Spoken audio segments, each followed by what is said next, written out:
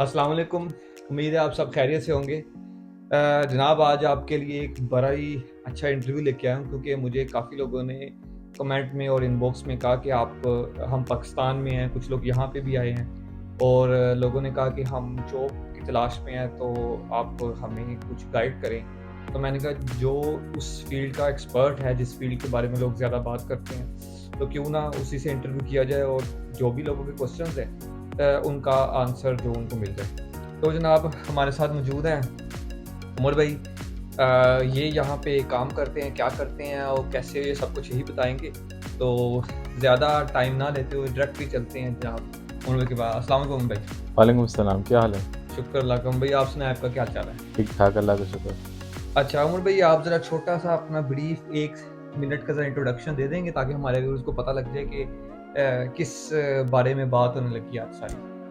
अच्छा, बेसिकली हसीब साहब हमारे बहुत प्यारे दोस्त हैं। उन्होंने अप्रोच किया था कि बहुत सारे उनको लोग पूछ रहे हैं कि वो पाकिस्तान में रहते हुए जो आईटी का काम कर रहे हैं, स्पेशली सॉफ्टवेयर डेवलपमेंट, वो यहाँ पे ऑन जॉब डायरेक्ट आना चाहते हैं।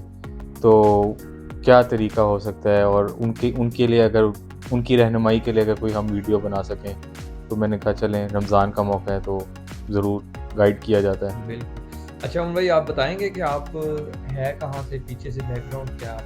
मैं बेसिकली इस्लामाबाद में ही रहता हूँ, पाकिस्तान में। और हाँ, वहीं पे शुरू से वहीं पे रह रहे हैं और ऐसा ही है बस। ठीक है, इस्लामाबाद से। और आपकी एजुकेशन क्या है? एजुकेशन, स्कूलिंग मेरी, और जो कॉलेज वगैरह है वो मेरा बैरिया कॉलेज ही था। उसके बाद यूनिवर्सिटी, बैरिया यूनिवर्सिटी इस्लामाबाद थी। फिर वहाँ से मैंने बैचलर्स इन सॉफ्टवेयर इंजीनियरिंग किया था। फिर मैंने जॉब शुरू कर दी थी वहाँ पे, और फिर यही मेरी एजुकेशन रेस्ट इन हिस्ट्री। है। रेस्ट। ठीक है। अच्छा तो आप उसके बारे में अपना एक्सपीरियंस अब बताएँगे कि आपने डिग्री तो खत्म कर ली वहाँ से सॉफ्टवेयर इंजीनियरिंग की। उसके बाद आपका एक्सपीरियंस क्या, आपने कितने साल जॉब की और कहाँ पे जॉब की और किस लेवल पे आपका एक्सपीरियंस था, वो ज़रा थोड़ा-सा गाइड करें? अम, जो जब मैंने डिग्री की थी बैचलर की, तो मुझे अभी तक याद है कि शुरू में जॉब मिलना बड़ा मुश्किल था। हमेशा से यही पाकिस्तान के चैलेंजेस रहे हैं कि जॉब मार्केट में जॉब्स कम हैं और जॉब ढूँढने वाले ज़्यादा हैं। तो मुझे भी इस तरह के चैलेंज का फेस करना पड़ा था।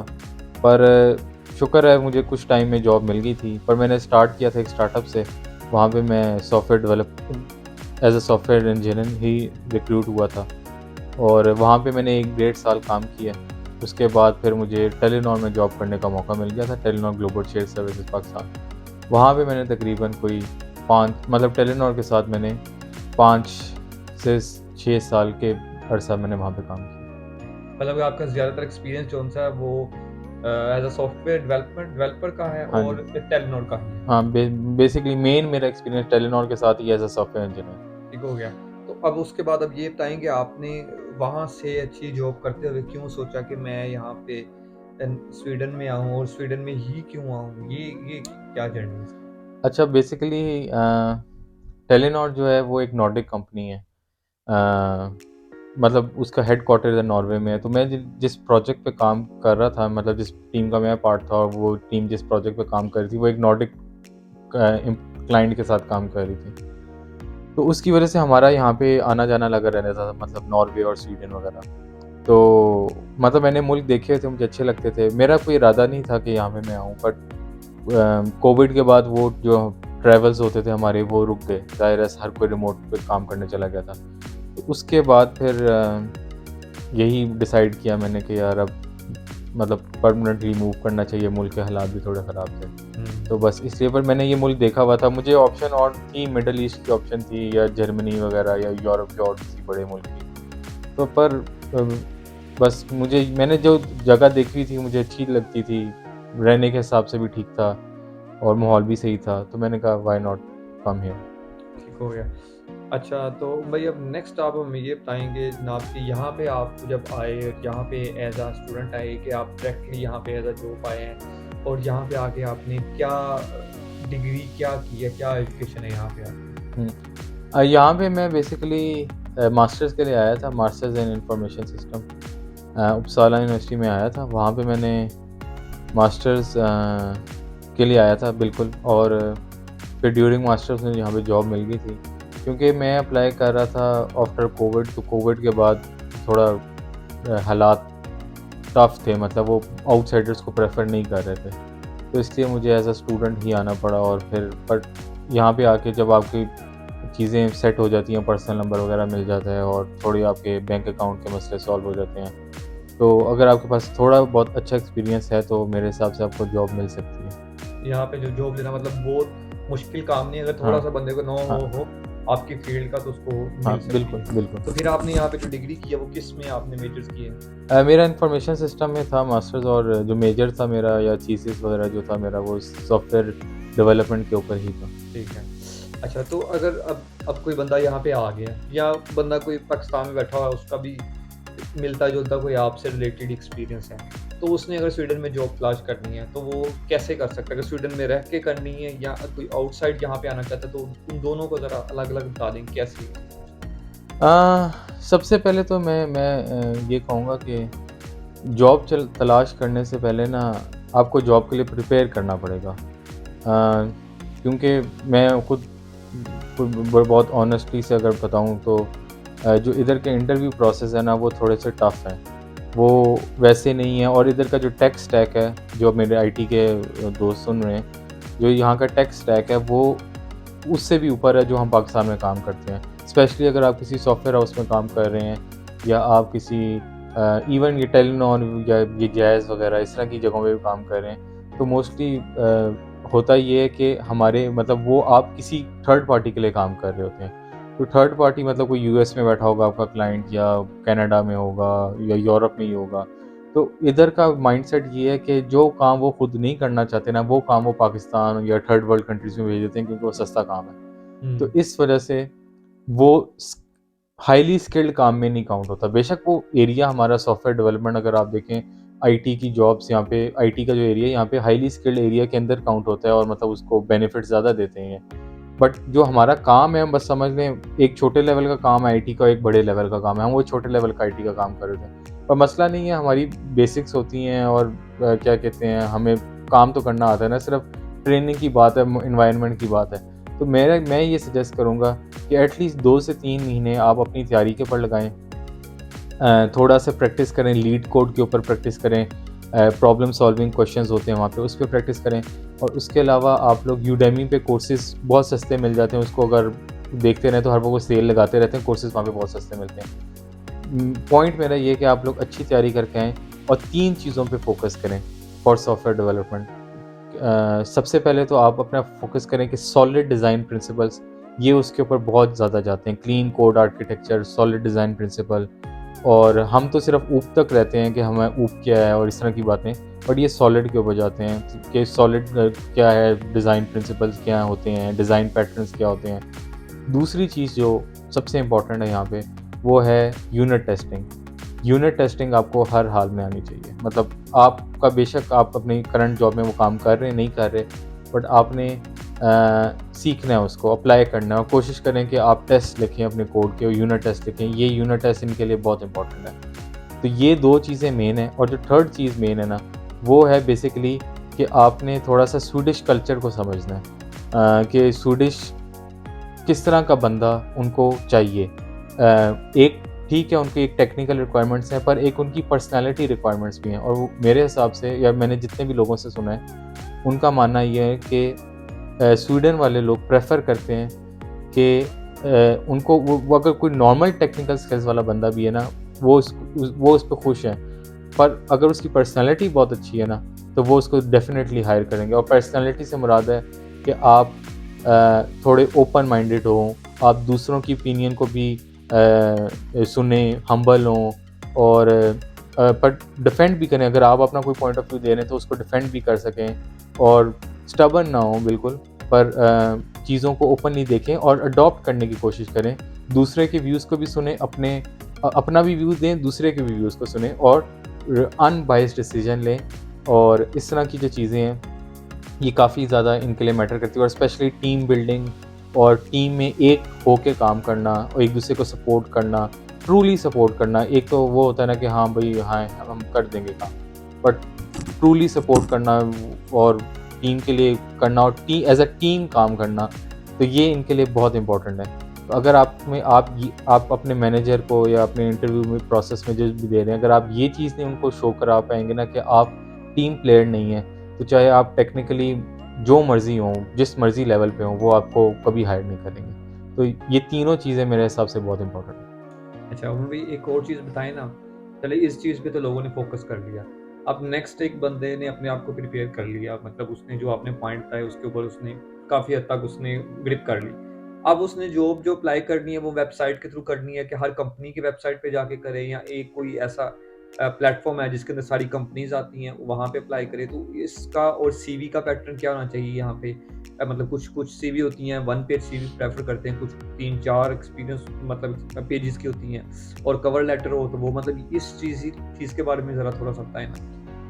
अच्छा, अगर सीवी के ऊपर आ जाएँ तो सीवी मेरा ख़्याल में इधर आपकी डिटेल्ड सीवी होनी चाहिए। अक्सर लोग यूरोपास या इस तरह की सीवी 1 पेज बना देते हैं। मेरा नहीं ख़्याल वो प्रेफ़रेबल है, क्योंकि उसमें सबसे बड़ा ये स्क्रीनिंग में वो आपकी सीवी में अगर कोई हाइलाइटेड स्किल्स नहीं है, तो वो उधर ही आपकी सीवी शॉर्टलिस्ट होती नहीं है, बाहर निकल जाती है। तो डिटेल्ड सीवी होनी चाहिए, और आपने अपनी सीवी में ये शो कराना है कि आप डेवलपमेंट करते थे, आप टेस्ट लिखते थे, आप एजाइल में काम करते थे, आप स्टैंड अप में पार्टिसिपेट करते थे। उसके अलावा अगर आप सीनियर हैं तो आप बेशक कहते हैं आप स्टैंड अप भी कंडक्ट करते थे, कोई मसला नहीं है।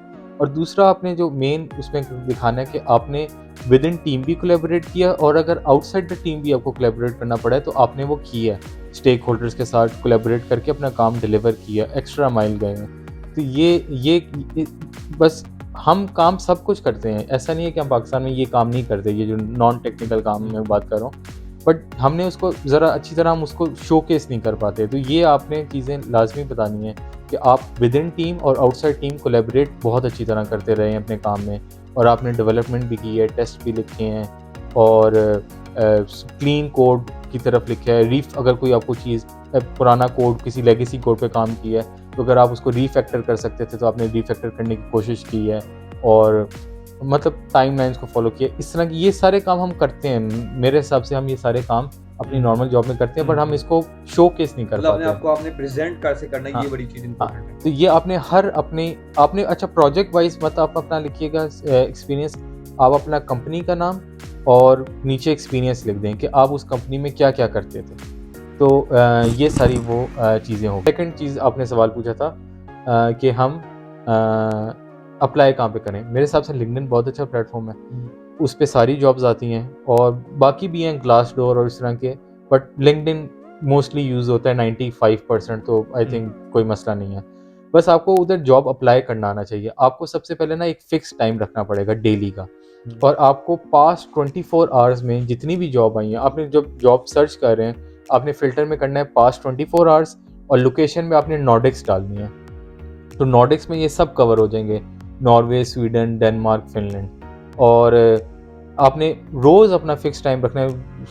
प्रेफर करें स्वीडन डे एंड, या जो नॉर्डिक डे एंड टाइम पे रखें, जैसे शाम 6 बजे, पाकिस्तान में रात 9 बज रहे होते हैं, तो इधर 6 बज रहे होते हैं, तो आप रात 9 बजे रोज़ अपना फिक्स टाइम रख लें कि भाई मैंने 1 घंटा 2 घंटा बैठ के जॉब्स पे अप्लाई करना है, और पास्ट 24 आवर्स में जो जॉब्स पोस्ट में उन पे अप्लाई करना है। इस तरह आप जो हैं आप देखेंगे कि आप टॉप की सीवीज़, टॉप 20 30 सीवीज़ में आपकी एप्लीकेशन आ जाएगी, तो उससे बहुत फ़र्क पड़ता है। और या आप 2 टाइम भी रख सकते हैं, बिल्कुल मिड ऑफ द डे रख सकते हैं, और एक towards end of the day रख सकते हैं, या स्टार्ट ऑफ द डे रख सकते हैं और एक एंड ऑफ द डे रख सकते हैं, या एंड ऑफ डे से थोड़ा सा पहले और स्टार्ट ऑफ डे से थोड़ा सा बाद, ताकि वो सीवी देख सकें जो रिक्रूटर्स हैं। तो ये बहुत इंपॉर्टेंट है। दिल नहीं छोटा करना, डेली की आप बेशक 100 जॉब्स पे अप्लाई करें, कोई मसला नहीं है, पर अप्लाई करें। मैं आपको अगर यही बोलूँ, मैंने खुद हज़ारों जॉब से अप्लाई किया होगा, उसके बाद मुझे कोई 3-4 इंटरव्यूज़ की कॉल आ जाती थी, जिसमें से कोई एक इंटरव्यू होता था जिसमें मैं आगे जा पाता था। तो ये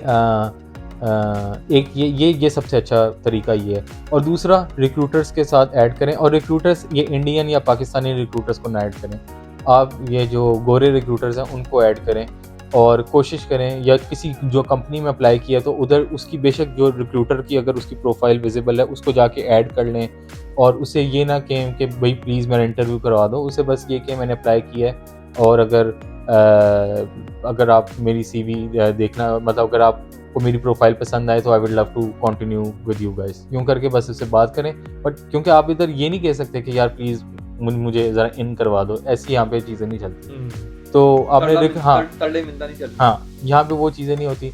आपने बेसिकली रिक्रूटर से ऐड करें, जिसने जॉब पोस्ट की उसको ऐड करें, इसी तरह कनेक्शन बनते हैं, हर बंदे को ऐड करें, जिस कंपनी में अप्लाई करें उधर कोई कंपनी का बंदा नज़र आता है उनको ऐड करें, अपना नेटवर्क बढ़ाएं। उससे ये आपको जॉब नहीं मिलेगी, उससे हो ये सकता है कि कोई बंदा जॉब ढूंढ रहा होगा, वो पोस्ट करेगा तो वो आपको आपकी वो लिंक्डइन फीड के ऊपर नज़र आ जाएगा, तो वो काफ़ी हेल्पफुल होता है और मतलब फ़ायदेमंद होता है। तो लिंक्डइन एनएफ प्रोफाइल है, एनएफ प्लेटफॉर्म है। अगर आपने जॉब कहीं पे भी अप्लाई करनी है तो बस पहले इंटरव्यू की प्रिपरेशन अच्छी करें, फिर रेगुलरली कॉन्स्टेंटली फिक्स टाइम पे अप्लाई करें और वो पास्ट 24 आवर्स का फ़िल्टर लगा के अप्लाई करें, ताकि आप ज़्यादा पुरानी जॉब्स पे अपना टाइम ज़ाया ना करें। और हाँ, कवर लेटर एक अच्छा तैयार करके रख लें। कवर लेटर में भी आपने यही शोकेस कराना है कि भाई आपका बैकग्राउंड आईटी का बैकग्राउंड है, आप पैशनेट हैं सॉफ्टवेयर डेवलपमेंट के बारे में, अपनी कोई एंड में अचीवमेंट बताएं, और जो अपने करंट एक्सपीरियंस है उसमें यही शोकेस कराएं कि आपने as a team player actively perform किया है, विद इन टीम कोलैबोरेट किया, आउटसाइड टीम कोलैबोरेट किया है, एजाइल में काम किया है, और या स्क्रम फॉलो की है या कैनमैन फॉलो की है, कोई भी, वो डिपेंड करता है जो भी है, बट आपने इस तरह की चीज़ें शोकेस करानी है कवर लेटर में भी। ठीक हो गया। अच्छा अमन भाई, अब लास्ट आप बता दें, अब अप्लाई भी कर लिया, किसी ने तैयारी भी कर ली, उसने अप्लाई भी कर लिया, अब उसको इंटरव्यू की कॉल भी आ गई। अब इंटरव्यू के लिए अपने आप को कैसे प्रोसेस मतलब प्रिपेयर करना है अपने आप को? इंटरव्यू के अंदर क्या क्वेश्चन किए जाते हैं? क्या वो एक जर्नल सा व्यू जानते हैं बंदे का, या फुल डेप्थ में जाके बंदे को जानते हैं कि भाई इसको काम आता है कि नहीं आता? थोड़ा सा इसके बारे में बता। यहाँ पे जो स्वीडन में सॉफ्टवेयर इंजीनियरिंग के इंटरव्यूज़ होते हैं वो 3 स्टेजेस में डिवाइड होते हैं। हर स्टेज में 1 से 2 इंटरव्यू हो सकते हैं। तो जो पहली स्टेज है वो होती है आपकी इंट्रोडक्टरी स्टेज। उसमें आपका या रिक्रूटर के साथ इंटरव्यू होता है, और उसके बाद या हायरिंग टीम का जो मैनेजर होता है उसके साथ इंटरव्यू होता है। तो ये तो अगर इस स्टेज को आप क्लियर कर जाएँ, जो आप कर सकते हैं, अगर आप स्पेशली अगर आप अपनी अच्छी पर्सनैलिटी शो कराएँगे कि हाँ भाई मैं टीम प्लेयर हूँ, और डेस्परेट ना हो, बस आप ये कहें कि मैं टीम प्लेयर हूँ, मतलब ऐसा शो करें हाँ यार मैं टीम प्लेयर हूँ, मैं अच्छा काम करता हूँ, और बस इससे ज़्यादा नहीं। डेस्परेट होने की ज़रूरत नहीं है। अगर आप उनको डेस्परेट शो करें, हाँ हाँ आप बस मुझे मौका दें, ये करें, ये इस तरह की बातें नहीं। उसके बाद ये फर्स्ट स्टेज 1 है। स्टेज 2 में मेरे लिए मेरे हिसाब से टेक्निकल इंटरव्यू की स्टेज होती है वो। उसमें हो सकता है कि आपसे उनकी टेक्निकल टीम एक राउंड ऑफ इंटरव्यू करे, जिसमें वो वैसे ही आपसे सवाल पूछेगी, ऊप के पूछ लेगी, सॉलिड प्रिंसिपल्स पूछ लेगी, ड्राई केस इस तरह के डिज़ाइन पैटर्न्स की बात पूछ लेगी, यूनिट टेस्टिंग के बारे में पूछेगी, और इस तरह की चीज़ें पूछ लेंगी कि, या आपके हाँ गिटहब और डेवऑप्स के बारे में पूछेगी कि आप ऑपरेशन किस तरह करते थे, डिप्लॉयमेंट्स किस तरह हैंडल करते थे। तो ये है कि वो इस तरह की जैसे आपसे जनरल क्वेश्चन आंसर्स पूछ सकते हैं। और फिर अगर एक ये स्टेज होती है, फिर उसके बाद वो आपसे अक्सर औकात ये होता है कि नेक्स्ट स्टेज के लिए जब वो आपको शॉर्टलिस्ट करते हैं तो वो आपको 2 चीज़ें ऑप्शन देते हैं, या अब 2 तरह के इंटरव्यूज़ हो सकते हैं। एक होता है कि वो आपको टेक्निकल असाइनमेंट भेजते हैं कि भाई ये असाइनमेंट है, ये असाइनमेंट हमें करके भेज दो, या दूसरी ऑप्शन ये होती है कि वो आपको आपके साथ पेयर प्रोग्रामिंग करते हैं, मतलब उस कंपनी का एक डेवलपर और आप यहाँ से बैठ के इकट्ठे कोड करते हैं, एक प्रॉब्लम पकड़ लेते हैं, और वो भी कोड कर रहा होता है, आप भी कोड कर रहे होते हैं, वो सिर्फ कंपैटिबिलिटी देखना चाह रहे होते हैं कि आपको कोड भी करना आता है कि नहीं आता, और क्या, मतलब बहुत प्रैक्टिकल इंटरव्यू होता है। और एक और तरह का टेक्निकल इंटरव्यू जो हो सकता है कुछ कंपनीज लेती हैं, वो डेटा स्ट्रक्चर्स वाला होता है, जिसमें प्रॉब्लम सॉल्विंग एबिलिटी चेक करते हैं। उसके लिए आपको लीड कोड के ऊपर मास्टर होना पड़ेगा, मतलब वो चीज़ें मुश्किल नहीं है, बात प्रैक्टिस की अगर आप 2-3 महीने कर लें तो लीड कोड मैं कहता हूँ कोई मसले वाली बात ही नहीं है, मतलब आप बहुत इजीली क्लियर कर सकते हैं वो इंटरव्यू। अब उस वाले इंटरव्यू का प्लस पॉइंट ये है कि अगर आपने वो इंटरव्यू क्लियर कर लिया तो फिर पीछे मतलब वो फिर आपकी पर्सनैलिटी टेस्ट होगी। जो असाइनमेंट या पेयर प्रोग्रामिंग वाले इंटरव्यूज़ होते हैं उसमें उसके बाद एक फॉलोअप इंटरव्यू लाजमी होता है कि अगर असाइनमेंट दी थी वो आपसे पूछेंगे कि यार ये असाइनमेंट आपने में अगर कोड का सर्टेन डिज़ाइन पैटर्न फॉलो किया है, या सर्टेन तरीके से आपने क्लासेस बनाई हैं, क्या थॉट प्रोसेस था, क्यों आपने इस तरह क्लासेस का ब्रेकअप किया है, कोड स्ट्रक्चर इस तरह क्यों किया आपने, यूनिट टेस्ट आपने क्यों नहीं लिखे या नहीं लिखे, सिर्फ इतना सा एक एक टेस्ट यूनिट टेस्ट क्यों कवर किया है या एक सिनेरियो क्यों कवर किया है। इस तरह की बातें हो सकती हैं। वो कोई राइट एंड रॉन्ग नहीं होता, वो सिर्फ आपका थॉट प्रोसेस देखना चाह रहे होते हैं। और जितना आप अच्छा परफॉर्म करेंगे तो आपके लिए आपके चांसेस बढ़ जाएंगे उतने।